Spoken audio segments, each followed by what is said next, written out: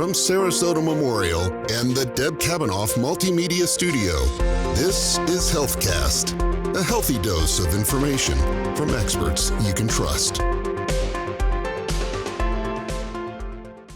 Hi, everybody. Welcome to HealthCast. I'm Allison Gottermeyer. Thank you so much for joining us today as we talk about scans helping diagnose Alzheimer's and Parkinson's disease, among other diseases. Our guest today is Dr. Richard Lichtenstein, a radiologist in Sarasota. Dr. Lichtenstein, thank you so much for joining us. My pleasure. Good morning. There are a number of scans that have been traditionally used as brain scans specifically. Can you give us kind of an overview of what those are?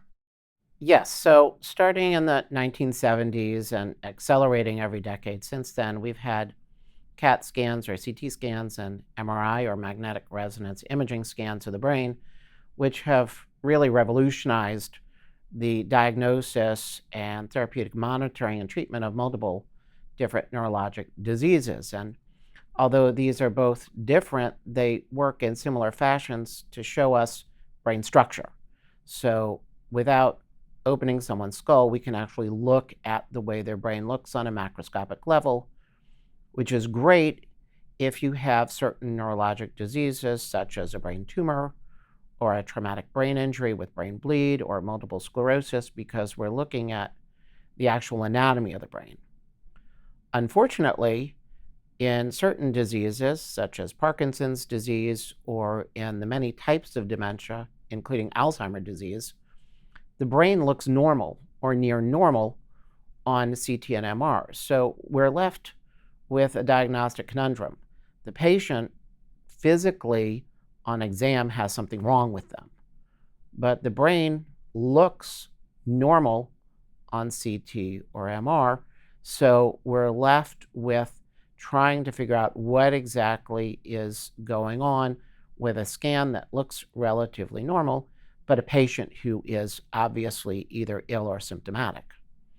And so for many, many years, we've attempted to identify scans that look at not only the way the brain looks anatomically, but the way the brain is functioning on a microscopic or cellular level. And what we'll talk about today are some of these newer tests. We call them molecular imaging. The former term used to be nuclear medicine imaging, to include PET scans, that are looking at brain function instead of at brain structure. So you mentioned Alzheimer's and Parkinson's, and you mentioned these molecular tests. What are the primary scans used for these diagnoses now? There are a number of different scans used for Parkinson's disease. We have a scan called the DAT scan. It stands for dopaminergic transmitter scan. And for Alzheimer's disease and other dementias, we use what's called PET or positron emission technology scanning to look at the way the brain is actually functioning metabolically. So how do these differ, aside from just the type of test they are, but how do they differ from those MRIs and CTs you talked about before? Looking at the brain structurally on an anatomic level shows us whether there's a mass or something displacing the brain, or whether there's been a stroke with ischemic or killed or dead brain, but that doesn't tell us how the brain functions. The way these molecular imaging studies work, and we'll get into this later in our conversation, is they take something that the brain uses on a regular basis, glucose, which is a type of sugar that the brain uses for energy, or ioflupane, which is used in the DAT scan, which is a dopaminergic precursor that is uptake by the brain. So this is looking how the brain is actually functioning on a cellular level. If the areas of the brain are dysfunctional or not functioning, they won't have any activity. They won't take up these chemical substrates. If the brain is functioning, they will. And then using a camera that's sort of like a souped up computerized Geiger counter, we can see where in the brain these metabolites are being uptaken or used by the brain to look at patterns to see if the brain is working properly or not. So again, these two newer tests are looking at brain functioning, not brain structure. So we're going to get into how each of those tests work, but I want to start with which scan is right for which patient. What should a patient expect when they're being referred? So each of these patients has presumably seen a neurologist, a neurosurgeon, or other specialist in the field who is looking for assistance in either confirming a diagnosis or attempting to identify a diagnosis, or in some cases was looking at how a therapeutic activity the brain is responding to. So for Parkinson's disease, we look at the DAT scan. For the diagnosis of dementia, which is becoming an increasing problem in America as the population ages, we look at PET scans, and there are a number of different pharmacologic agents that can be used based on which type of dementia is suspected. So we're going to break down each of these scans a little bit more, starting with this DAT scan. What does a process look like for a patient who is referred to get this scan? So for the DAT scan, this is something that we're looking for Parkinson's disease. About 7 million Americans over the age of 65 in 2024 were living with Parkinson's disease. So it's not an uncommon problem. Typically, this is an easy clinical diagnosis to make based on a patient presenting with a typical clinical pattern. They have shuffling gait, they have some rigidity, there's a tremor, and the tremor is usually symmetric and bilateral. So it's on both sides of the body. And when you see these three things together, Parkinson's disease is diagnosed on a clinical basis, doesn't need an MRI, doesn't need a CT, doesn't need a DAT scan. The issue becomes if you have an atypical presentation. For example, a tremor that's only unilateral or one-sided that does not occur in conjunction with the other symptoms, or there is an abnormality of gait without a tremor. The DAT scan can be used early on in the disease to identify whether this is truly Parkinson's disease, for which there are a number of different treatments, or whether this isn't Parkinson's disease, and further clinical evaluation will be necessary. The test itself is relatively easy. It is a full-day test. The patient is pre-medicated first with a pill to block the thyroid gland from taking up the injected molecular imaging agent. And then the molecular imaging agent, ioflupane, is injected intravenously. The patient then leaves the department for several hours to allow the brain to uptake this injected material, and then comes back and is placed into the scanner for about an hour. And I want to stress that this is not like the MRI scanners of old, where it's a big tunnel and people get claustrophobic. The type of scanner that's used for this is much smaller. You can see around it.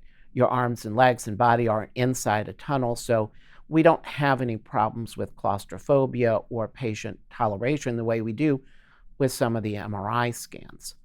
Once the scan is completed and the patient leaves the imaging department, the technologist, the person who's running the scanner, will post-process it.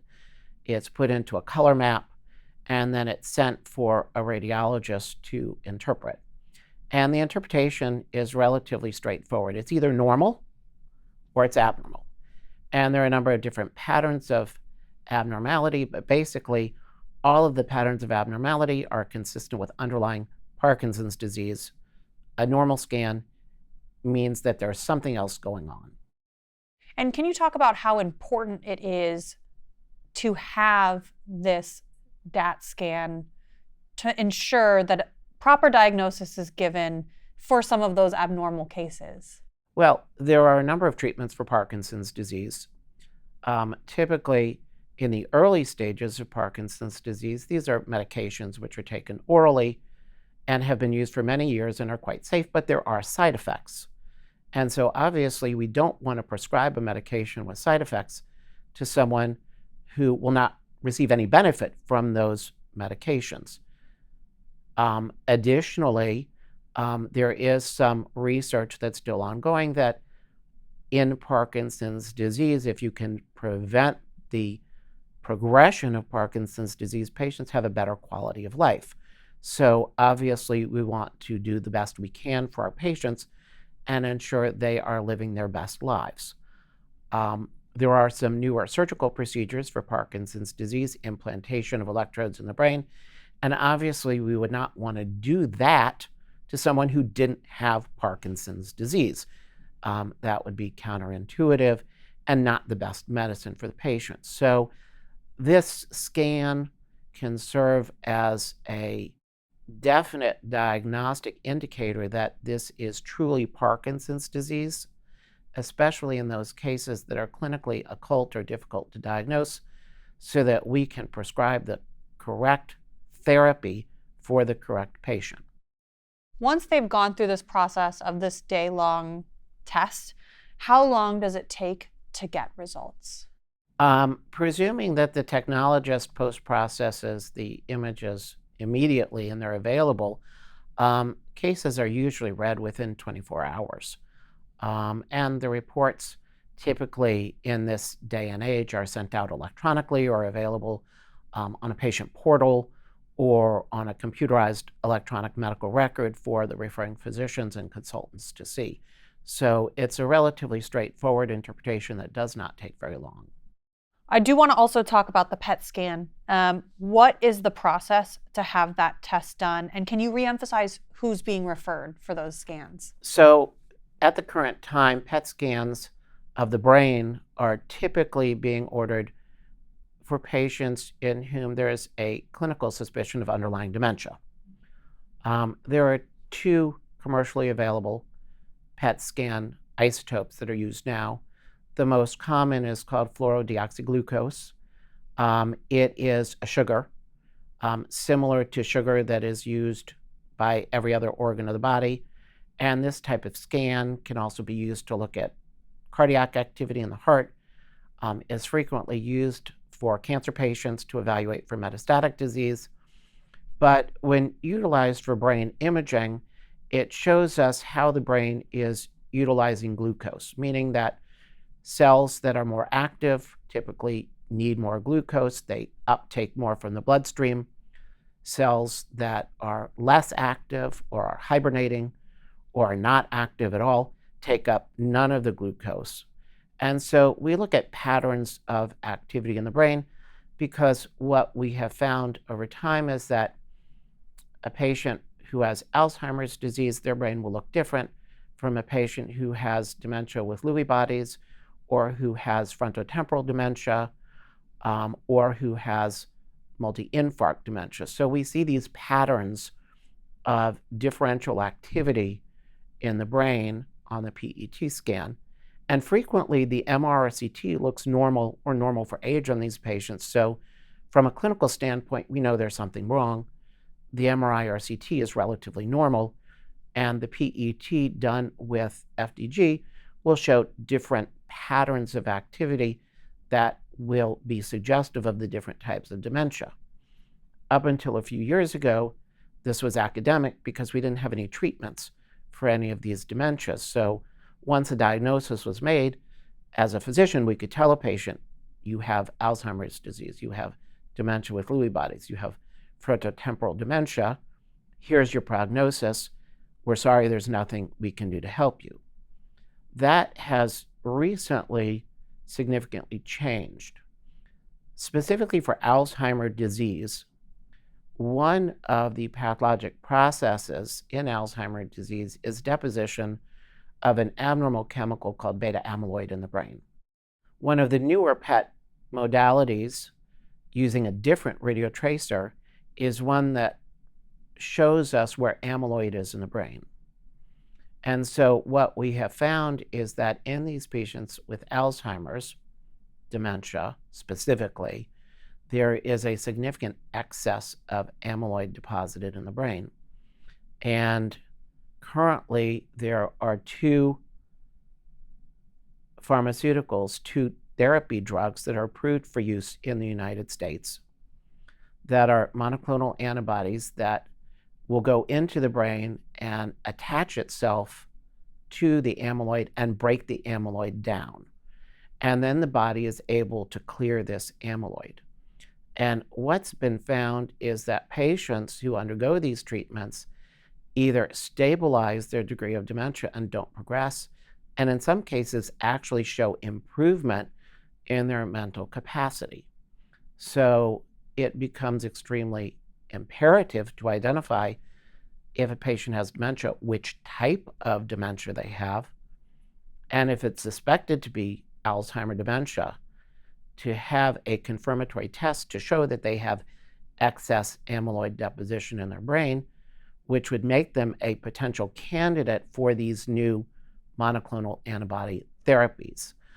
And so we have seen an uptick in physicians requesting these scans because now there is a potential to treat patients, especially in the earlier or middle stages of Alzheimer's disease, to prevent progression of disease. And this really represents a significant improvement, not only in the quality of the life for the patient, but for the patient's family members, their spouses, their caregivers. It allows them to function at their home instead of at a nursing home facility. It allows them to participate in life events that otherwise they may not be able to participate in. And so we've really seen a significant interval increase in interest in performing these types of scans now that there's an actual treatment for Alzheimer's dementia. So in our previous episode of HealthCasts, we spoke to Danielle Valerie from the Memory Disorder Clinic at Sarasota Memorial, and she talked about some of the free resources to even diagnose that the dementia may be present, whatever disease may be causing that dementia. For family members or people who may be going through that process right now, should they be asking about getting a PET scan if dementia is suspected or diagnosed? Well, if dementia is being suspected, the first thing to do is to have a good clinical examination. Let's make sure that it's not an issue with hearing or an issue with eyesight, that it's truly dementia. The next step is to do our traditional CT or MR scan. Let's make sure there's not a brain tumor. Let's make sure there's not hydrocephalus or too much water on the brain. Let's make sure there's not a brain bleed or other treatable cause that is masking as dementia. Once the MR or CT looks relatively normal for age, the next step is to really confirm there is dementia. And in those cases, the next clinical diagnostic step really is to do one or both of these PET scans.